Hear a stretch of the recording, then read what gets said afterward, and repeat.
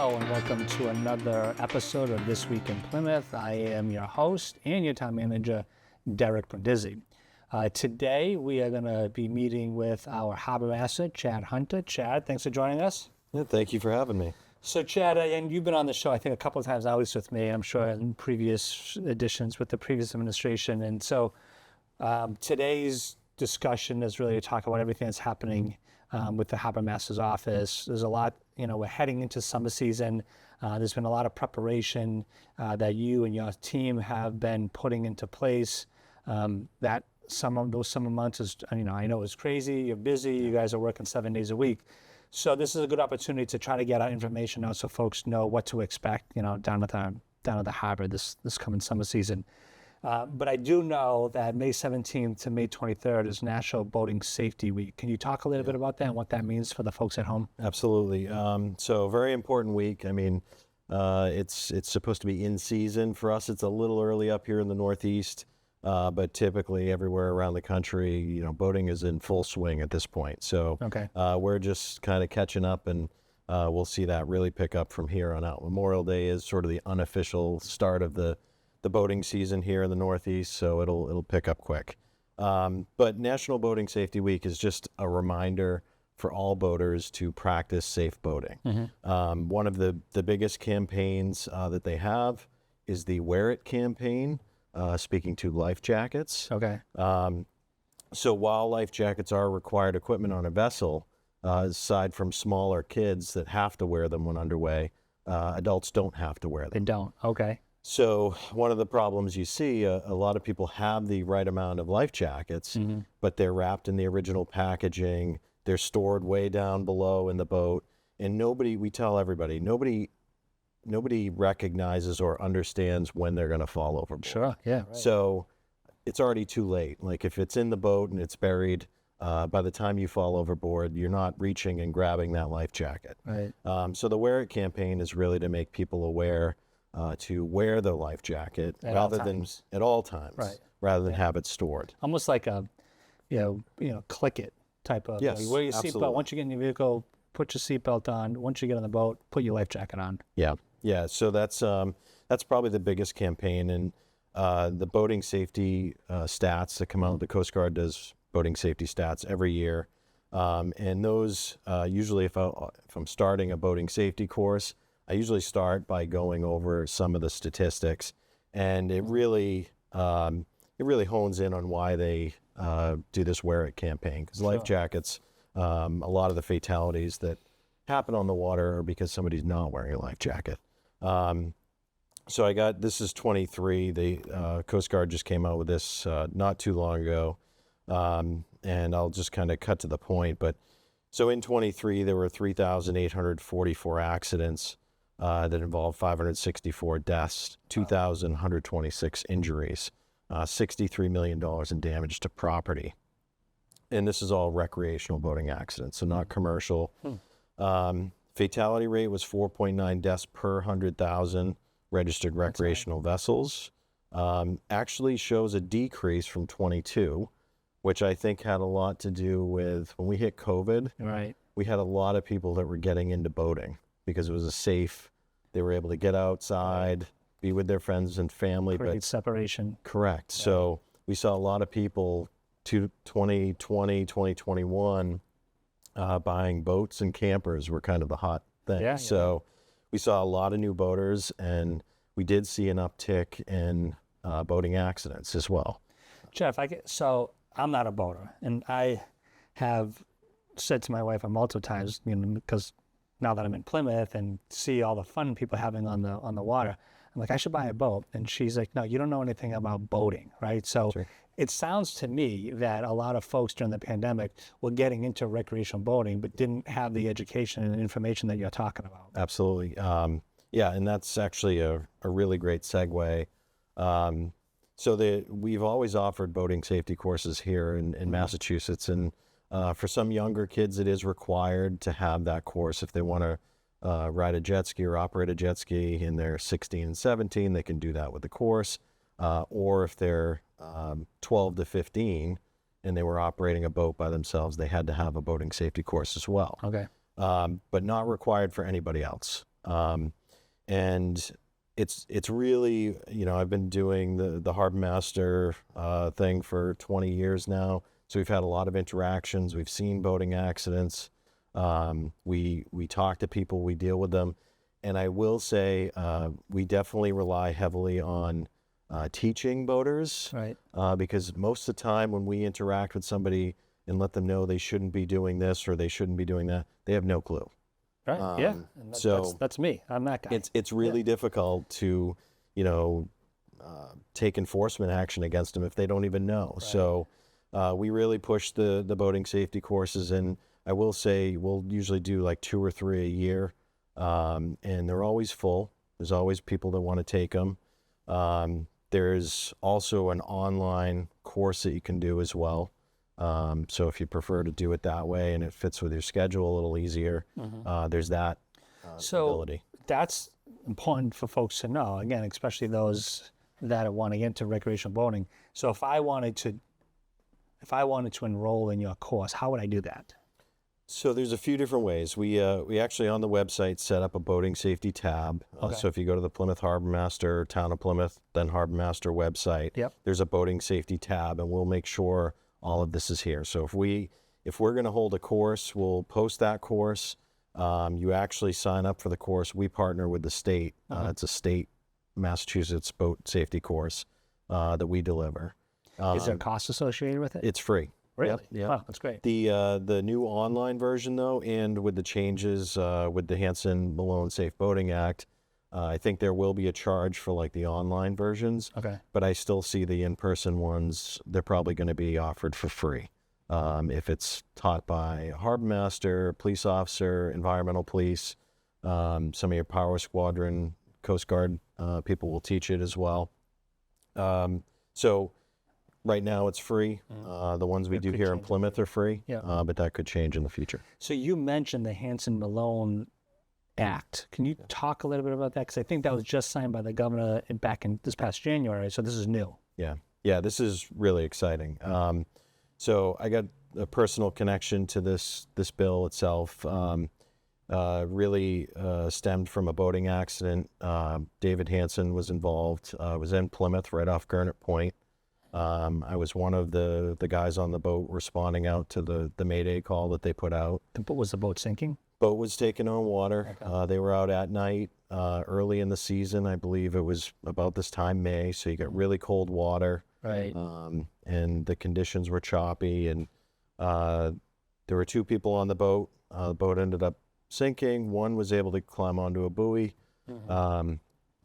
David Hanson was not able to get up onto the buoy. Probably suffered from hypothermia at some point. And we ended up finding, the Coast Guard found him in the water and brought him back to shore, and he did not survive.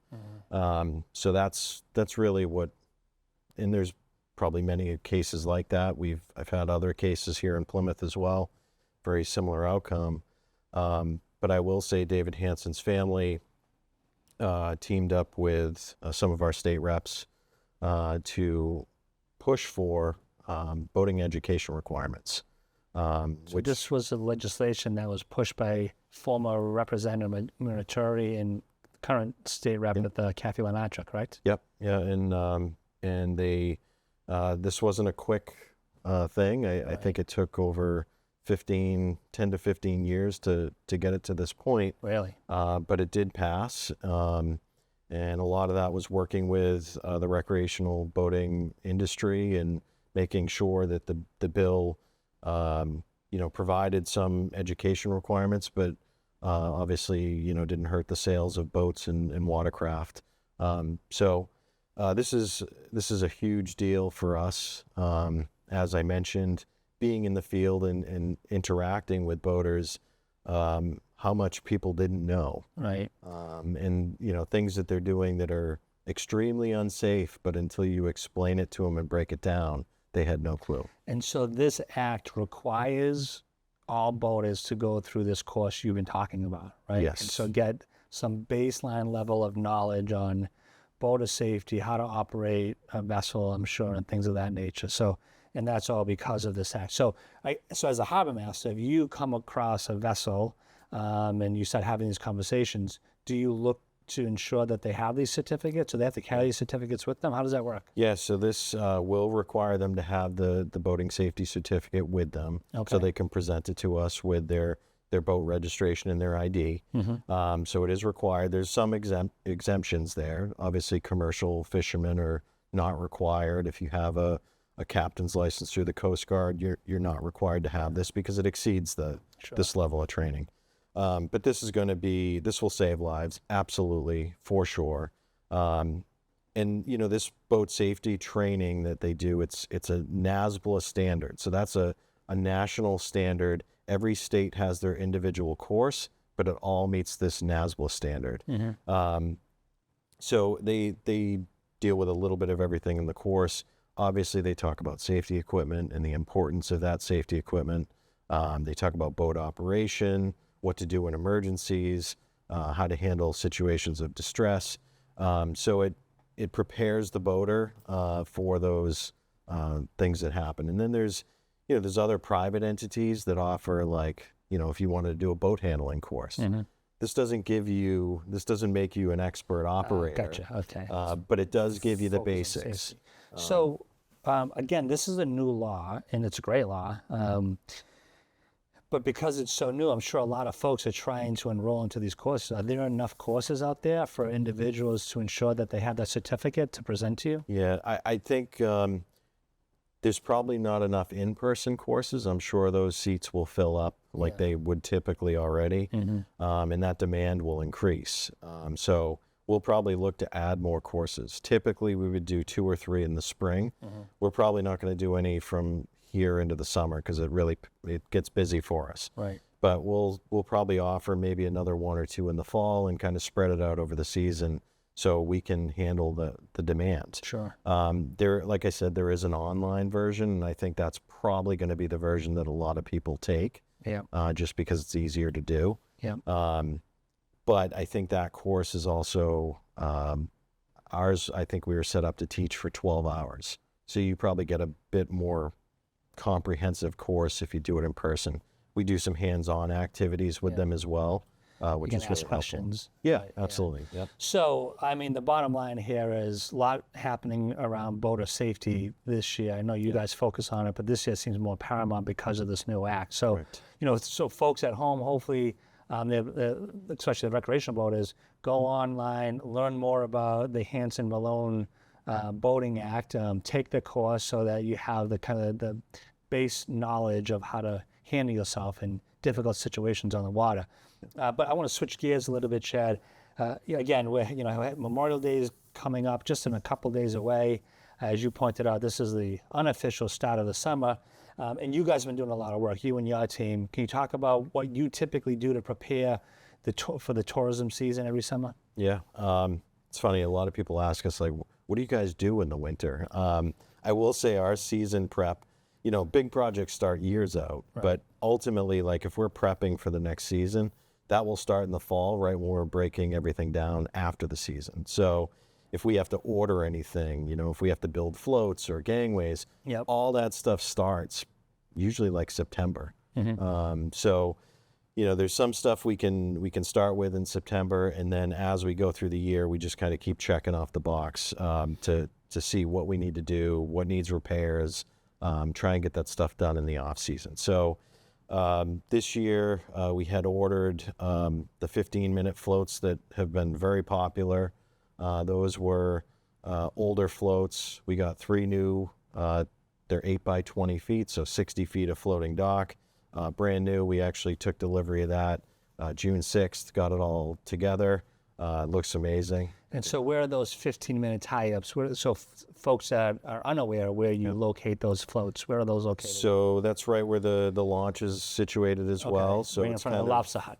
Lobster Hut, Cabbie Shack, right in that area. And so you can go to those floats, tie up for 15 minutes, get off, and maybe go to a restaurant for a few minutes and then leave, correct? Yeah, so it's definitely not enough time to go get lunch or dinner, but we do offer free moorings too. So that 15-minute space, we see a lot of pickup drop-offs, picking up passengers, dropping off equipment, kind of, quick turnover. Or Some boats will drop off some people. They'll run up to a restaurant, grab takeout food, Right.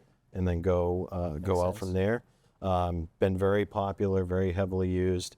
If they are going to stay for lunch or dinner, we just bring them or set them up with a mooring for free, and they just pay the launch to get back and forth. So you have a few more that folks can tie up if they want to be there more long term. Yeah. So we do a lot of lunch, dinner. People want to just come into Plymouth to grab an ice cream, walk around for a couple of hours.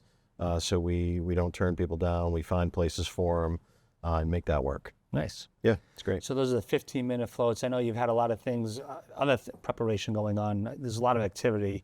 If anybody goes down to the wharf right now, there's a lot of activity. The lobstermen, they're getting their gear on the water. They just opened up the water as well. I think it was last week. So a lot of things are happening down there right now. Yeah. So as we're kind of working through these checklists that we have to get everything ready for the big show, commercial guys start. I think May 9th, their season officially opened. Okay. So all the right whales, the endangered right whales, had left Cape Cod Bay. That gives them the go-ahead to get their gear out there. So each lobsterman will fish up to 800 traps. Wow. So you got to figure we probably have 45 to 50 lobster boats in the harbor, every one of them trying to get their traps out as quickly as possible to start catching lobster. Because since January, they weren't able to fish because the right whales were in the bay. Mm-hmm. So this is an important time of year for them to get everything out. How many traps per lobsterman? 800. 800. Wow, that's a lot. Yeah. When you think of that, multiply that by 50 lobstermen. That's a lot of lobster traps. That's a lot of lobster.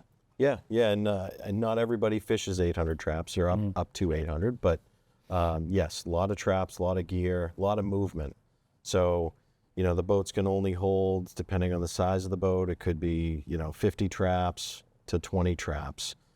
So they have to go load by load and get their gear out there. So it takes a while. It probably takes a couple weeks for them to fully get their gear out there.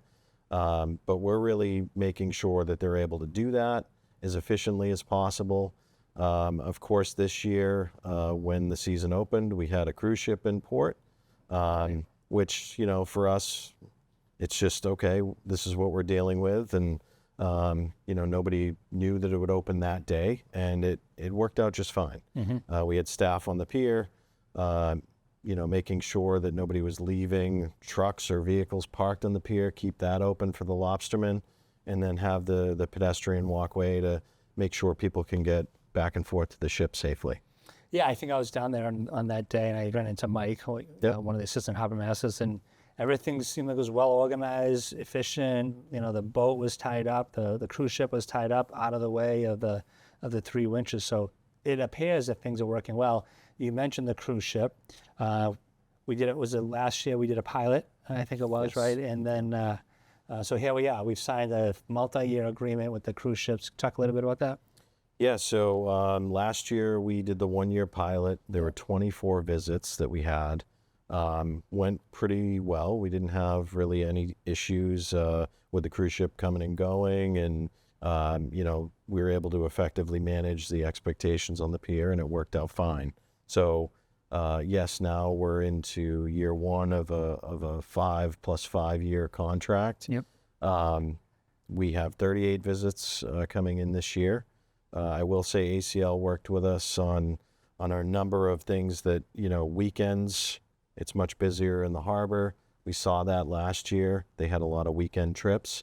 And when they booked this year's trips, they, in season, in the busiest season, they kind of stayed away from the weekends for us, which I think worked really well. Yep. And we'll see how that plays out. But I think that's beneficial, not only less traffic in the harbor that they have to deal with and for us to manage, but also downtown's, it's a little easier for the buses to get around town when they're picking and dropping people off.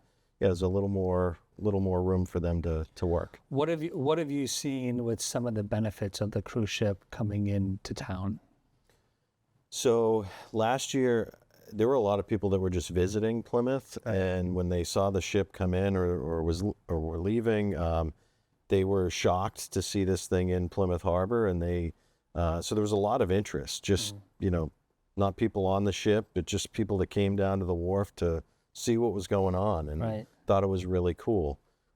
It's funny you say that, because I did talk to 2 restaurant owners down there, and they said when the cruise ship was tied up to the wharf, they were really busy. But they weren't saying they were busy because of the passengers from the cruise ship. To your point, everyone would see this cruise ship, they'd want to come see it, and then they would hang out down there and stop and get something to eat. So you're absolutely right. Yeah, so it definitely drew people, and I'm sure, somebody puts up a picture on Facebook, and people are like, hey, let's go check out the cruise ship, and then we'll get something to eat. So definitely a lot of that. Last year it was new, so we'll see if that kind of continues. But Plymouth, I mean, we have people, it's not the same people that are visiting Plymouth. These are, we have, tourists here that, maybe they weren't here last year. They didn't see the cruise ship. So I think that will continue because we have a lot of turnover. And the local businesses are benefiting as well, too. So I've talked to some business owners selling lobsters, selling oysters. So that's added revenue for those businesses. As you mentioned in the past, that there's a bus that goes up to the Patuxent location, and so they're benefiting from the cruise ship being here as well. And then I think you said there's a loop that takes place as well, right? Yeah, so they do, and it doesn't seem like they've changed their programming from last year, but they had 2 buses, a morning and an afternoon bus that would go up to Plymouth Patuxent for 3 or 4 hours at a time. And then the other bus just really does a loop through town.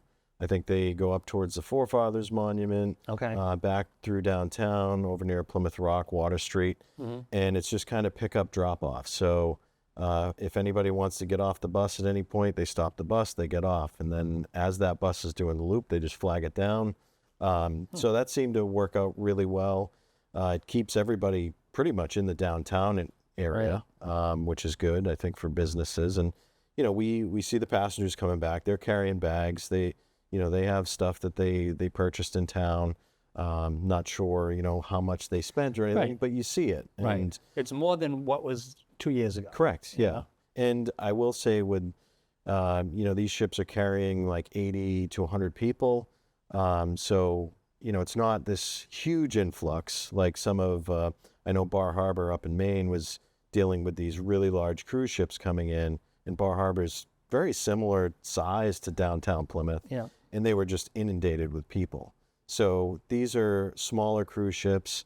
You definitely see some benefit, but it's not like a floodgate opening and the streets are full of people. So that's been helpful.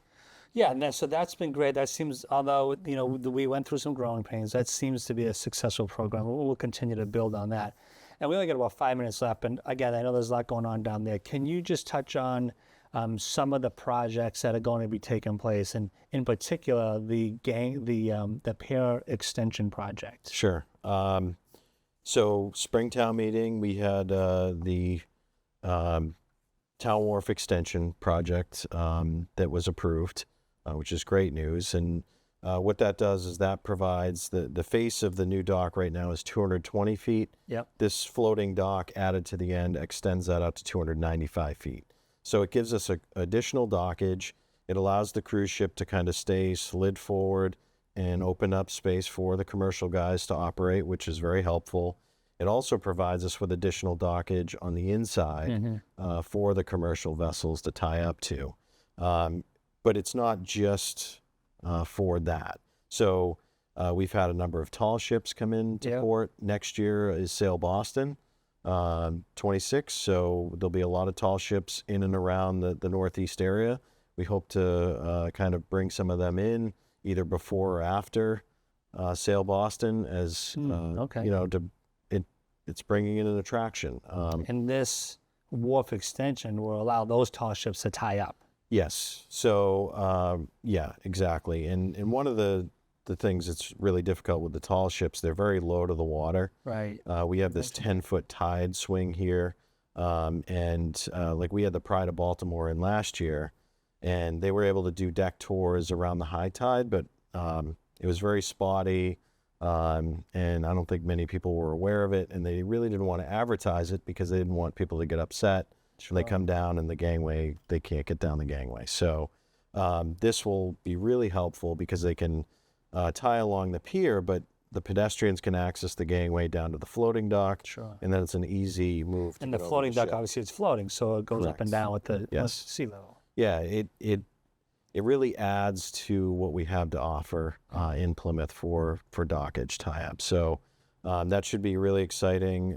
Just talked to Amy Naples this morning, kind of put a bug in her ear about next year and getting some ships in. So I think we got a pretty good event. Well, that's great. Again, I know that this was a little contentious the first time you brought it to town meeting because everybody thought it was strictly for the cruise line. But, I mean, you just pointed out a half a dozen reasons why this extension project is going to benefit this community, from a tourism standpoint, but just from like a commercial vessel standpoint. It gives them, like you said, more areas where they can tie up. So that project, I know you're not going to do it this summer because you're too busy. You're thinking next fall?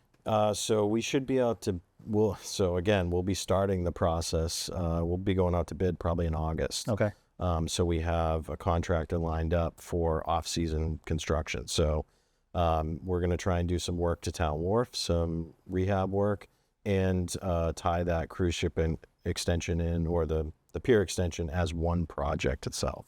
So again, and I'll just reiterate, when people ask the question, what does the Harbormaster do in the off season? It's all this infrastructure work, preparing for the busy time of year. Because once you hit that time of year, everything's off. You guys just focus on motor safety and things of that nature.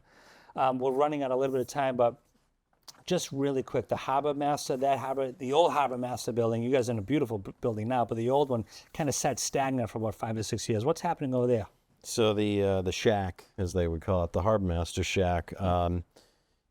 So there's actually renovations happening now. The town DPW and I think we had worked with you to try and figure out what this building could be repurposed, and they felt as though it had good bones. So there was some ARPA money that was able to be used sort of last minute to procure some materials. And the facilities group was able to start work on it. Windows, siding, and roof, which really preserves the building, the outer shell, and it looks great. It really does. And I think we knew when we moved to the new building, the big question was what happens to this, because so many people love the look of that building. Yeah, you look at the pictures, paintings of the downtown waterfront, and it's always there, that picture. Yeah, so there were some people that said tear it down. There are some people that are save it, and I'm glad we were able to put some work into it and save the space, because you couldn't rebuild that. Right. So you were a proponent to keep this building in place with some improvements. Yeah, and it creates space that the town's going to lease out to somebody. We're not looking to use it, but yeah, and that'll create a revenue stream that will hopefully support the maintenance of that building and keep it in place for people that want to see it. And like you said, it maintains the nostalgia. You do see those pictures, those hand-painted pictures, and you'll always see the old Harbormaster shack sitting in those pictures. So it'll be great. It'll be repurposed, as you pointed out. So looking forward to the completion of that project. But Chad, we are at the end of our time today. Thank you for providing all this information. And so for the folks at home, go to the town's website, www.plymouth-ma.gov. Go to the Harbormaster's webpage. You'll find all the information that we talked about today there. Boater Safety Week we're in the middle of it right now. So take advantage of it and have a safe summer if you're out on the boat, out on the water. If you have any questions, contact this man right here. So until next time, thank you very much.